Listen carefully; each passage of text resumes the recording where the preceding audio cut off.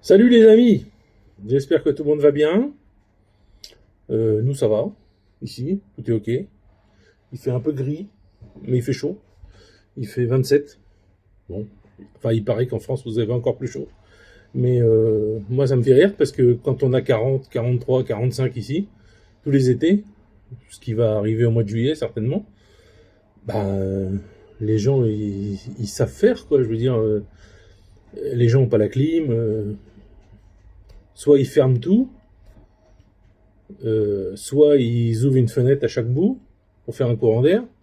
Mais les Russes aiment pas trop les courants d'air. En général, ils disent qu'ils tombent malades, tout ça. Bon, moi, j'y crois pas trop. Mais bon. Eux, c'est vrai que j'ai vu qu'ils tombaient malades. Ouais, bon. Voilà. Donc, alors, pensez à vous abonner, mettez un pouce. Alors, pour les dons, c'est le bordel. J'ai essayé avec un truc, ça marche pas. J'ai essayé avec Ulule. Ça marche pas parce que la raison de l'ouverture de la cagnotte leur plaît pas. Bon, bah allez vous faire foutre. Donc j'ai essayé avec un nouveau truc. Alors ce coup-ci, je vous mets pas le lien. J'attends que ça s'ouvre vraiment. J'attends qu'il le fasse vraiment. Et je mettrai le lien à ce moment-là. Sinon, euh, sinon, qu'est-ce que je voulais vous dire d'autre? Vous avez vu, j'ai fait des vidéos sur le Gorel là, qui est à Moscou et puis qui nous emmerde tous. Alors sa dernière trouvaille, c'est sous ses vidéos où il fait 26 vues, 30 vues sur sa chaîne YouTube de merde. Il écrit qu'il a il m'a fait rire et on a rigolé avec d'autres. Qui fait 150 000 vues chez les Russes. Enfin, n'importe quoi. Enfin bon, comme toujours, tout ce qu'il dit, il n'y a aucune preuve, il n'y a rien, il y a zéro. Alors à une époque, il disait qu'il savait la date de la venue de mon voisin et qu'il y aurait des images avec un drone, etc. Bah, j'attends toujours. Que j'allais aller en prison, ça va faire que j'allais aller rapidement en prison, soi-disant, bah, j'attends toujours. Et évidemment, je me suis renseigné, il n'y a aucune procédure contre moi. Euh, Enfin bon, c'est qu'un gros baratineur, un menteur. Enfin bon, bref, vous voyez le genre de type que c'est, quoi. Donc la personne mon ami qui est avec moi sur Telegram à faire les contrôles et qui a fait la partie vidéo écrite est en train d'en préparer d'autres avec d'autres choses que vous verrez, je vous le dis pas pour l'instant. Et puis voilà, donc moi mon but c'est pas de faire comme lui, de mentir sur quelqu'un, de dire des saloperies, tout ça, non. Mon but c'est de vous dire la vérité. D'ailleurs vous avez pu voir sur la dernière ou la dernière vidéo tous les liens vers les articles de journaux français qui sont sur lui en fait. Hein. Donc il n'y a pas de mensonge, il n'y a pas de... Voilà. J'ai... Non, rien de plus. Non. Le reste, c'est pas intéressant, c'est du niveau de maternelle, donc non, je préfère. Ça sert à rien d'en parler. Moi, de mon côté, j'ai toutes les preuves, j'ai tout ce qu'il faut, j'ai toutes les conneries qu'il raconte, j'ai mes relevés de compte, j'ai les messages du crétin là, qui dit que je lui ai volé sa maison, etc. Mais sa maison, elle est toujours là. Je veux la mettre en vente, là, je lui ai dit que j'allais lui envoyer l'argent. Résultat de ça, il m'a insulté et il fait et l'autre fait une vidéo avec lui en disant que j'ai essayé de le manipuler ou de lui faire du chantage ou je sais pas quoi. Je voulais lui envoyer le pognon. Et non mais le mec il est chauffeur de camion poubelle, ça m'étonne pas. Hein. Bon bref. Euh, Qu'est-ce que je voulais vous dire d'autre? Alors j'ai discuté hier soir. On a fait comment on appelle ça, une réunion vidéo avec des amis de la ville où j'habite, russes. Heureusement, ils parlent anglais. Heureusement pour moi, parce qu'il y a des trucs que je comprends pas. Et donc ces gens-là sont tous dans l'armée. Enfin, soit ils y étaient déjà. Il y en a un, il y était déjà, il est officier. Les autres sont soldats. Alors sergent, c'est nouveau. Enfin, Ça n'existait pas, le grade de sergent avant, ça existe maintenant. Ça s'appelle pas sergent, ça s'appelle autrement, parce que le système russe fait qu'il y a, par exemple, lieutenant, il y a jeune lieutenant, vieux lieutenant. C'est un peu bizarre, je comprends rien à leur grade. Voilà, donc on a discuté. Alors moi j'ai posé plein de questions évidemment, parce que j'avais bien l'intention de vous faire une vidéo. On a discuté de ce qui se passe en ce moment, de ce qui se prépare, du moral des gars qu'ils ont sous leurs ordres, ou d'eux, parce qu'il y en a qui ne sont pas officiers, hein, ils sont simples soldats. Il y en a un qui est dans les tanks, il y en a un qui est opérateur radio, il y en a un qui est infirmier. Voilà, on était 6 ou 7. Alors déjà, on a prévu une chose très importante. Quand le SVO, la guerre en fait, sera finie, on se retrouve tous et on fait un barbecue chez moi. Voilà, c'est moi qui ai le plus de place. Donc voilà, on fait ça dans ma petite maison, là, et puis avec le barbecue qui est dehors, et on se démerde et on va faire des trucs. Alors il y en a un qui m'a filé une recette, figurez-vous, avant que je vous parle de la suite, parce que ça me revient à la tête et ça peut vous intéresser. Si vous savez ce que c'est la vache, pas la vache meux, hein. La vache c'est une sorte de pain, enfin c'est pas du pain, c'est une galette, comme une galette, où c'est, je crois, c'est que de la farine et de l'eau, je crois, il n'y a pas de levure, il n'y a rien du tout. Je pense que ça existe en France, donc ils font ça sur le front, enfin quand ils sont en repos. Alors, vous prenez votre galette, alors soit c'est carré, comme en Russie on trouve, soit c'est rond, ah oui, on fait des tacos avec ça, on peut faire des tacos, il y a des ronds, alors faut prendre des grands. Hein. Vous achetez de la farce de bœuf, ou de porc, ou de poulet, comme vous voulez, mais le mieux c'est avec du bœuf. Et vous mélangez votre farce avec des oignons, des poivrons, et du persil ou oh, je sais plus comment on dit en français, à chaque fois c'est la même chose avec ce mot, je sais pas pourquoi. Kinza, c'est de la coriandre. Voilà. Donc de la coriandre. Et j'ai mis ma caméra autrement, mais elle se casse la gueule quand même. Et donc vous mélangez, alors tout ça en tout petit, avec la farce vous mélangez, et ensuite vous étalez sur ça d'épaisseur sur votre tacos, grand truc. Ah, c'est avec ça qu'ils font les shawarma, vous savez, pas les sandwichs grecs, mais les trucs dans des galettes, il y a peut-être pas ça en France. Donc vous étalez ça dessus, et une fois que c'est étalé, à ça d'épaisseur bien partout, vous la roulez.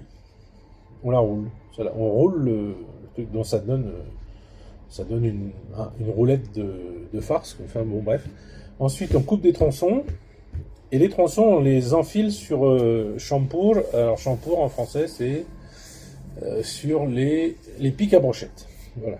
Je me rappelle plus les mots, c'est incroyable. Sur les pics à brochettes. Donc, vous en mettez 1, 2, 3, 4, 5, 6, 7. Voilà, hop. Jusqu'à qu'il n'y ait plus de place. Et vous mettez ça au barbecue. Et quand c'est cuit, ils m'ont dit que c'était excellent. Donc j'ai bien l'intention de le faire quand je vais rentrer. C'est prévu pour dimanche prochain, je crois, de faire un barbecue avec des copains.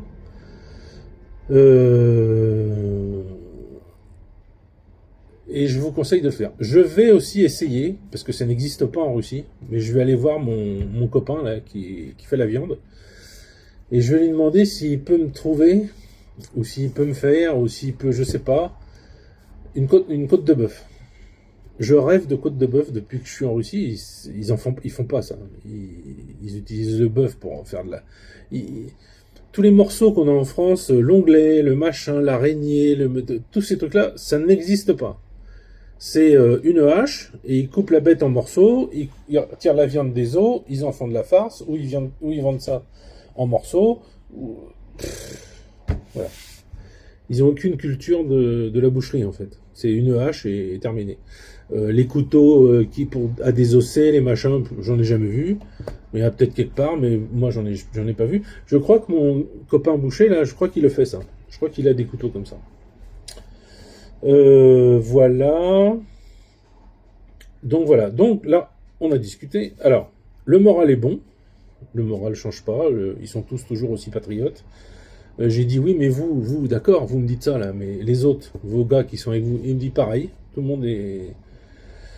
monde sait qui défend la Russie, sait que on sait que si on n'était pas là, notre pays serait foutu. Ça deviendrait comme la France, comme les États-Unis, la fête du slip, enfin bon, alors il m'a dit, hein, je vous répète ce qu'il m'a dit, hein, ça va me faire squeezer la vidéo, des P et des D, le cochon, partout. Et ça, ils veulent pas de ça. Ils veulent pas d'une vie comme ça, ils veulent pas élever leurs enfants comme ça. Ils veulent continuer à 100% que les enfants aillent à l'école tout seuls, et reviennent de l'école tout seuls, et aillent faire du sport tout seuls, et se retrouvent entre copains tout seuls, avec les parents qui savent très bien que les gosses vont pas faire n'importe quoi et des conneries. Voilà. Ils veulent continuer la Russie comme ça. Pas comme leur ont laissé leurs parents, en fait. Pas du tout faites du slip, quoi. Alors quand ils voient les images, parce qu'ils les ont vues les images, hein, de Paris, où tout a été bousillé quand la France... C'est la France qui... Non, c'est qui? Le PSG a gagné au foot. Bon, ils étaient outrés, quoi. Choqués, outrés. Mais comment un pays peut laisser faire ça?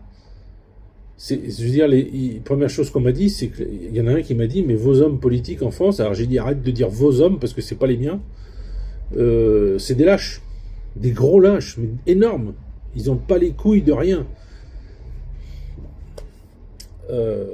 Avec tout ce qu'ils ont fait, ah oui, ils ont entendu parler de LFI, et avec tout ce qu'a fait LFI, l'antisémitisme, etc., etc., mais comment c'est possible que ce parti soit pas interdit? Ça devrait être interdit. Ce parti devrait être interdit. Le soutien à ceux qui ont tué un jeune qui est mort à coup de pompe, en le faisant passer pour un néo-nazi, tout ça, alors qu'il venait juste pour aider des filles qui étaient avec des banderoles et qui faisaient c'est tout, ils faisaient rien d'autre. Enfin bon, voilà. Donc ils étaient écœurés de ça. Alors, côté militaire, ils ont reçu un truc vachement important pour eux. Ils ont reçu des mules. C'est-à-dire, alors il y en a qui en avaient déjà, mais pas les mêmes. Ils ont reçu des mules à 8 roues, à 6 et 8 roues, c'est ça, 6 et 8 roues, avec des attaches, à gauche, à droite, partout, des petits morceaux, il m'a dit, le truc super important que sur l'ancienne, il n'y avait pas, des petits bouts de métal, tout ça, tout con, qui sont dans la carrosserie, et vous mettez un crochet, clac, et voilà, c'est accroché, quoi. Ben, il n'y avait pas ça avant, figurez-vous. Ça n'avait pas été pensé, c'est complètement con. La mule est télécommandée, donc vous pouvez l'envoyer devant, les infirmiers peuvent l'envoyer devant, les soldats attachent le blessé sur la mule avec des sangles, et la mule revient avec la télécommande sans problème. Et c'est 4x4. C'est-à-dire que il y a des amortisseurs hyper balèzes, il m'a dit, et en fait quand ça passe je sais pas moi, une goulée, ou comment on dit, quand ça passe un accident de la Terre, quoi, enfin, et ben ça prend la forme, en fait, et le blessé reste droit. Bon, si c'est vraiment trop, effectivement, le blessé peut être un peu bougé en avant, en arrière, mais en général, c'est des bons trucs. Et en général, ce qu'ils font, c'est que les infirmiers, ils envoient ça, ils ramènent le blessé, et ils renvoient avec de l'eau, de la bouffe, des munitions, enfin tout ça, quoi. Voilà. Donc les infirmiers ont plus à aller sur le front avec des brancards et revenir à pied, enfin bon, comme c'était avant, quoi. Ça ne veut pas dire qu'ils n'ont pas d'infirmiers dans chaque unité, hein, évidemment. Ils ont deux, je crois, types spécialement équipés avec des ciseaux, des machins, des pansements, enfin ils en ont tous, mais qui a été formé à ça, quoi. Donc voilà pour ça. Côté armement, rien n'a trop changé. Ils ont toujours des munitions à volonté. Celui qui est dans l'artillerie, alors lui, il est dans un grade, je crois, si j'ai bien compris. J'ai pas tout à fait compris ce qu'il a dit. Il a parlé trop vite. Et je notais en même temps, parce que, bon, avant de vous faire la vidéo, j'ai relu un peu mes notes. Je crois que j'ai compris que c'était un grade ou c'était un autre truc comme ça.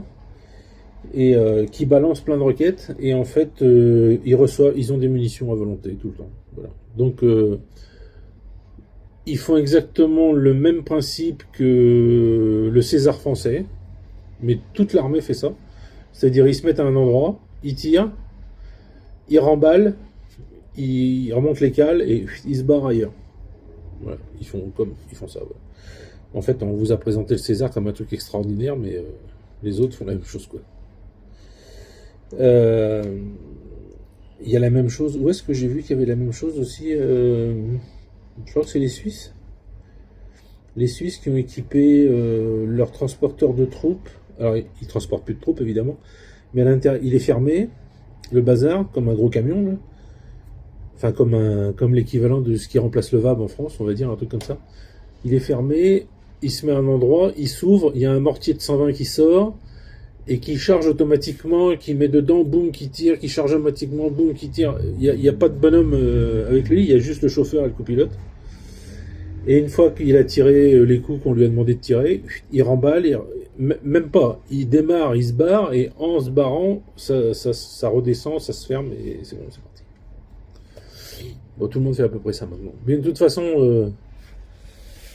façon, j'ai l'impression qu'il y a beaucoup d'armées qui n'ont pas tout bien compris, ou du moins qui étaient lancés depuis des années dans des projets militaires où le drone n'avait pas été pris en compte, évidemment, je comprends, hein, je veux dire, il n'y avait pas. Hein. Mais aujourd'hui, bah, les tanks russes déjà, ils sortent, ils m'ont dit, ils en ont reçu, là, celui qui est dans les tanks, là, ils ont reçu des nouveaux, des neufs, des T-72 neufs, parce que c'est un char excellent. Il est vraiment excellent. Il est fait pour ça, quoi. Il est fait pour la guerre là-bas. Il est moins lourd que les chars européens, donc il s'embourbe pas. Alors le truc qui n'allait pas, c'était les gaz d'échappement du canon qui restaient un peu dans l'habitacle, mais ça a toujours été. D'ailleurs, j'ai vu un truc il n'y a pas longtemps sur l'IS-2 russe, pendant la Deuxième Guerre mondiale, un truc énorme avec un canon de 122, enfin qui faisait des trous dans tous les chars allemands, un truc énorme. Et le char a tué plus de gens dans le char que des tirs extérieurs. En fait, il y a des chars où ils se faisaient pas tirer dessus, mais en fait, c'est le chargeur qui se faisait tuer régulièrement. Parce que quand c'était un jeune, on lui disait il faut pas faire ça, il faut pas faire ça, il faut faire ça, mais il le faisait quand même, il y pensait pas. À un moment dans le combat, il y pensait pas, ou dans le stress, ou je sais pas. Et en fait, le char était fait de telle manière qu'il tirait, la douille était éjectée, elle tombait sur le sol, et le chargeur, en fait, on lui avait dit laisse là la douille, laisse ça là, tu feras ça plus tard, on s'en fout, elle est par terre. Non, il voulait faire bien. Et il ramassait la douille pour l'éjecter à l'extérieur. Et en fait, quand il baissait la tête pour ramasser la douille, et qu'il y avait un tir qui était fait, bah, la culasse lui arrachait la tête, en fait. Il y a eu plein de morts russes comme ça. Avec l'IS-2, où ça arrachait la tête du chargeur. Voilà. C'est triste, mais c'est comme ça. Donc voilà, dans le T-72, il n'y a pas ça, évidemment. C'est un chargeur automatique. Et il m'a dit que tous les chars, maintenant, sortent d'usine avec des protections anti-drone. Que ça soit des protections électroniques, que ce soit des protections, des grillages solides, pas des grillages de brin, hein, comme il y avait au début, que les soldats mettaient eux-mêmes. Là, c'est vraiment un encaissement, une sorte de caisse, un grillage, voilà, qui fait que le truc, il pète, si soit il n'arrive pas à taper dans du dur et à exploser, soit il tape sur un montant, ou je sais pas quoi, ça explose, mais ça fait rien, quoi. Voilà, donc c'est ça qu'il faudrait mettre sur les blindés français, apparemment il n'y en a pas. Alors toujours le même truc, on en a parlé de ça, ça les a fait rire. En France, les officiers, peut-être lieutenant encore, ça reste avec la troupe. Mais tout ce qui est au-dessus, bah, ils sont à 30 km derrière avec des radios puis des cartes. En Russie, jusqu'à commandant, c'est dans les tranchées. Voilà, c'est pas derrière. C'est avec les soldats, à faire le coup de feu, à balancer des grenades, tout ça. Enfin bon, c'est vraiment. C'est pour ça qu'il y a pas. Des fois, on voit des pertes On voit ça à la télé ou dans les rues, il y a des panneaux de réclame qui sont faits pour ça. Et on voit le mec qui, on dit, c'est marqué pourquoi il est mort, et il y a la- la médaille de héros de Russie. Voilà, donc qu'est-ce qu'ils m'ont dit encore? Alors, ils m'ont dit un truc qu'ils m'avaient déjà dit, mais ça a été encore renouvelé, c'est les rations des soldats. C'est pas... Alors, il m'a dit c'est pas encore meilleur, parce que c'était bon. Alors, j'ai la chance qu'il y en a un qui était venu chez moi avec sa femme et ses gosses pour un barbecue. Et j'avais sorti un cadeau que m'avait fait un des visiteurs qui était venu à Kazan, une boîte de pâté Enaf.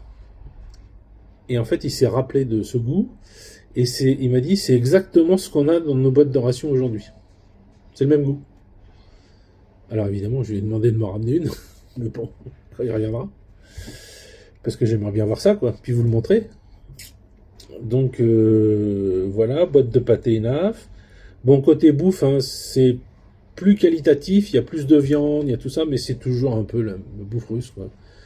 C'est-à-dire grichka, donc du blé noir avec de la viande, ou des fois c'est perlovka. Donc perlovka, c'est en France c'est Ebli, je crois, qui fait ça. Du blé un peu déjà cuit là. Il n'y a pas de riz, il n'y a pas de pâtes. Si, il m'a parlé de pâtes ou pas? Il y a des petits sachets de pâtes pour mettre dans la soupe. Comme, vous savez, les vermicelles là, qu'on met dans la soupe. Il y a des petits sachets comme ça.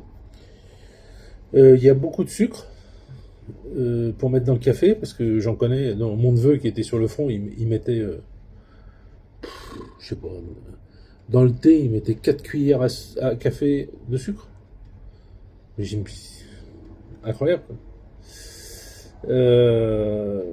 Il y a des barres de céréales qu'on met dans les poches puis qu'on peut manger sur le pouce. Il y a des barres de fruits confits, parce que les Russes sont très fruits confits. Voilà. Ils reçoivent toujours des nouveaux volontaires.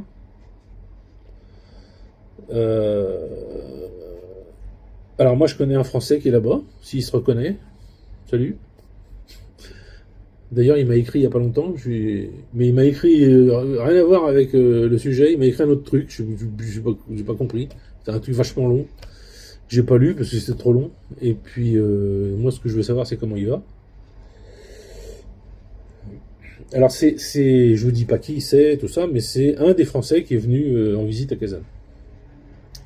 Il y a, je sais pas combien de temps maintenant, 2 ans peut-être.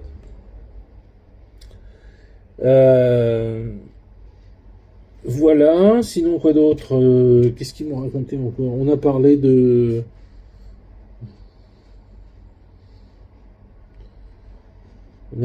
Ils ont parlé de la hiérarchie un peu, mais pas trop, en disant que la hiérarchie était bonne, qu'ils suivaient les ordres en fait qu'ils avaient reçus de Poutine. Hein, de toute façon, c'est le moins de pertes possible. Donc la hiérarchie fait très attention.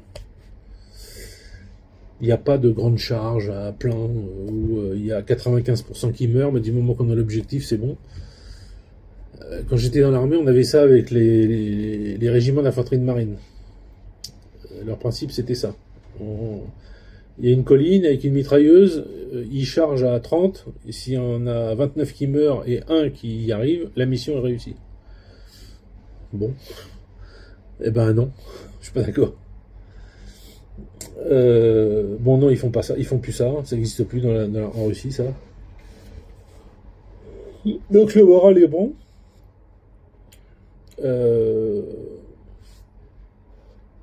Ils ont des permissions assez régulièrement en fait. Il y a une rotation qui est faite. Une rotation. Je peux pas vous dire de combien parce que je peux pas le droit de vous le dire. Mais il y a des rotations qui sont faites. Repos, le front, repos, le front, repos, le front.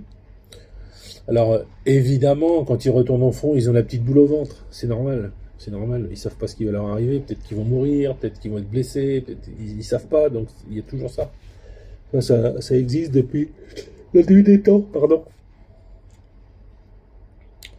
Enfin bon, voilà. Euh,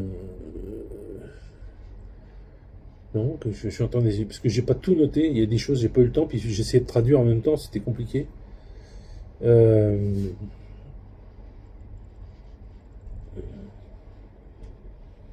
ah, un truc qui n'existe pas en France, ou très très peu, c'est la reconnaissance de la nation, la reconnaissance de la population, la reconnaissance de tout ça. Ils le sentent à 1000% que tout le monde est derrière eux, leur famille, les gens. D'ailleurs, quand ils reviennent en ville, ils sont en uniforme. Les gens viennent les saluer, leur dire merci. Ils ont dit que ça valait tout le patriotisme du monde, quoi. Je veux dire, il n'y a pas besoin de plus, quoi. Des trucs comme ça, quand on est sur le front, on pense à ça et on se dit bon bah je suis là pour ça, quoi. C'est pour ces gens-là, voilà. Je sais pas si ça existe en France. Moi, j'ai vu toujours l'inverse. Je sais pas si ça a changé. Mais quand il y a un soldat français qui meurt, il y a une petite cérémonie aux Invalides à la rigueur, mais à la télé, ils vous en parlent pas. Les journaux n'en parlent pas, ou très peu. Les politiques en parlent pas. Alors que... Alors ce qu'ils font ici, c'est un truc qui est génial, qu'il n'y a pas en France. Et c'est bien malheureux. Et le jour où ça arrivera en France, c'est que la France commencera à changer vraiment. Quand il y a un soldat qui se fait tuer, vous savez, il y a un rapport de son officier supérieur qui dit, pour la famille, tout ça, il est mort, il a fait ça, il s'est passé ça. Et en fait, ça, c'est lu dans les écoles, dans les classes, de la ville d'où habitait le mec. Ensuite, il y a des panneaux. Alors, c'est très très à la mode en Russie, sur les tombes, les dalles de marbre avec le visage. En fait, on donne une photo et ils refont exactement la photo en pic blanc. Là. Ça fait vraiment, c'est vraiment bien foutu, quoi. Hein. Ça ressemble vraiment à la photo, quoi. Je sais pas comment ils font. Et en fait, il y a ça sur des rues. Un des premiers qui était décédé, le premier même, puis pendant longtemps, il n'y en a pas eu d'autres. Maintenant, il y en a quelques-uns quand même. Il y a cette petite plaque qui est sur là où il était à l'école. Et je crois que l'école a pris son nom. Je sais plus, je crois, oui. Dans ma petite ville, là. Le monument aux morts, pas du cimetière, mais de la ville, a été déplacé de quelques dizaines de mètres.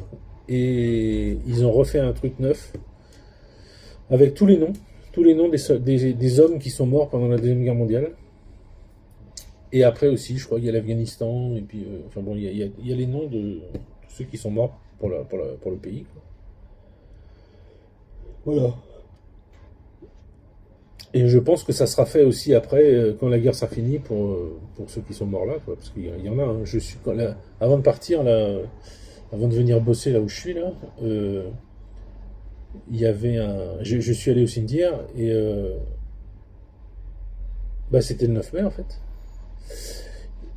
Non, c'est pas le 9 mai, c'est un peu après, parce que on a été nettoyer la tombe de la maman Elena. Et en fait, quand on tourne à droite pour aller dans l'allée où est la maman Elena en voiture, parce qu'on va en voiture là, au cimetière jusqu'à la tombe. Il y a un emplacement où jusqu'à maintenant il y avait 2-3 drapeaux, 2-3 tombes, quoi. Et maintenant il y en a, la dernière fois je sais plus, j'ai compté, mais je me rappelle plus exactement, mais il y en a une quinzaine, quoi. Voilà. Il y a eu plus de morts la dernière année, là. Il y en a eu pas mal, ouais. Les chiffres, j'en avais parlé une fois, les chiffres, c'est 1 million et quelques pour les Ukrainiens de morts, et 150 000 pour les Russes. Voilà, 150 000 morts russes. Bon, c'est 1 pour 10, quoi, mais ça fait toujours 150 000 de moins, quoi, de tristesse. Et pour les Ukrainiens aussi, hein, les gens en parlent aussi, hein. Même les mecs avec qui j'ai parlé, je vous dirai pas qui, parce que vu ce qu'il a dit, je vous dirai certainement pas qui c'est. Mais les prisonniers ukrainiens sont bien traités.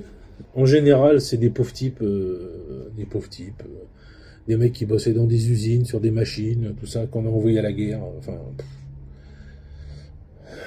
alors, il y en a qui ont été capturés. Alors, ceux-là, rapidement, ils se mettent un drapeau blanc dans la poche, et puis dès qu'ils peuvent, ils se rendent aux Russes. Et ils sont assez humains avec les prisonniers ukrainiens, alors qu'inversement, quand il y a des prisonniers russes qui sont libérés, ils ont tous été torturés. Tous étaient emmenés à Kiev et tous étaient torturés. Alors quelqu'un m'a dit, je sais pas comment je vais vous dire ça, mais les étrangers sont considérés comme des terroristes parce que c'est pas leur pays, c'est pas leur guerre, ils sont là pour tuer des Russes, donc c'est des terroristes. Et quand ils parlent anglais, tout ça, puis que le russe, lui, il parle anglais aussi, bon, ils arrivent à communiquer, tout ça, mais si c'est une langue où ils comprennent rien, bon, voilà quoi. Vous avez compris. C'est la guerre, c'est comme ça, ça a toujours été, et voilà.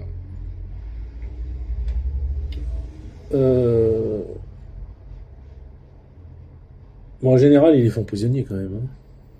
Ils font prisonniers. Je vous avais mis une vidéo, je sais plus, sur les shorts ou...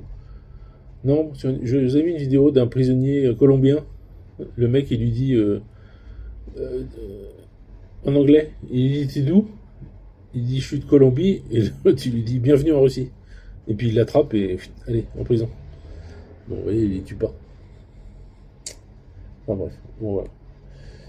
Et ben voilà, petit résumé de cette petite réunion très sympathique où on s'est promis à la fin de se voir après quoi.